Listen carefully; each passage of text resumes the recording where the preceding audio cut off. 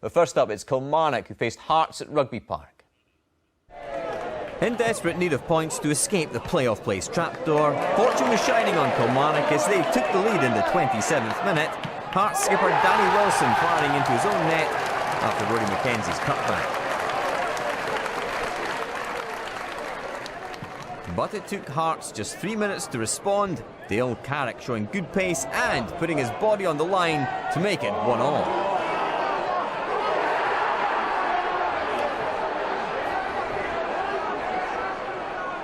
In the second half, Chris Boyd's dummy set Kilmarnock on a route to goal. And it was Boyd himself who finished off to make it 2-1.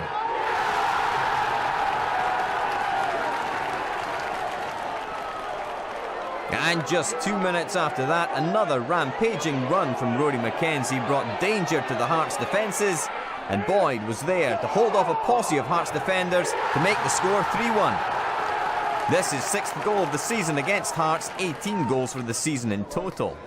You might be forgiven for thinking it was all over at this point, but the spirit of the Hearts ranks still, Billy King setting up Sam Nicholson, who made it 3-2.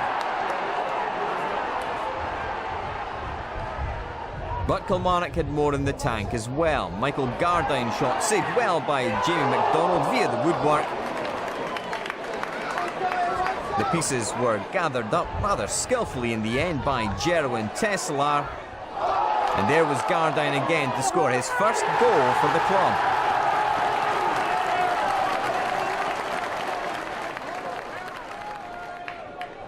Hearts did have this header from Paul McCallum, but it was ruled out for offside as it finished 4-2.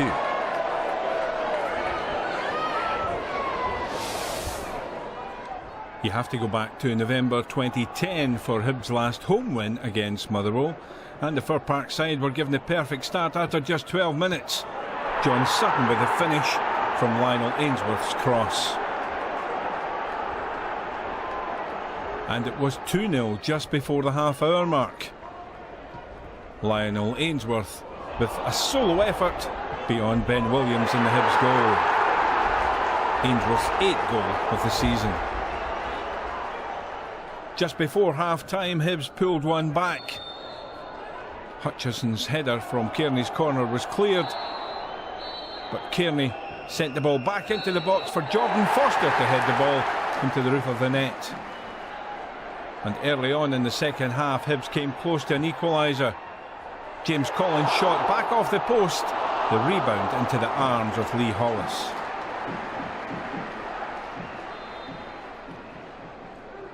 Terry Butcher's side, though, did get back on level terms.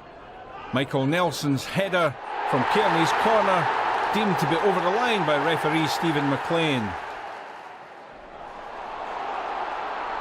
And then Hibs turned the game on its head. Kearney again the provider for substitute Paul Heffernan to fire the ball high into the roof of the net. Hibs in top for the first time of the afternoon. Into stoppage time, and Motherwell were keen for an equaliser. Ian Vigurs beat 3 players, a shot saved by Ben Williams. The Hibs defence failed to clear, and John Sutton nodded home, leaving both sides with a point apiece. OK, after all that, the big winners were Kilmarnock. They've now moved 3 points ahead of St Mirren down there in the playoff place scramble. And Pat, impressed by Jerwin Teslar's flash of skill on the flank. Got to see this again. This is my favourite bit of skill, arguably of the season in Scottish football. Watch this. Oh, come on. It's a double drive-by. He almost looks like a nutmeg as well. And at least it's good. You see it better from... This is the angle. Slowed it down and everything, right? Drag, drag, drag, nutmeg through. Now, come on. If that's Eden Hazard who's doing that, they're showing it a dozen times, and it is fabulous. Are you telling me you couldn't do that, Pat, in your day? I'd have fallen over trying to do that. You didn't do those sort of tricks in those days. Somebody would go and kick you off the ball afterwards for doing that. But that's great. It's great to see that now.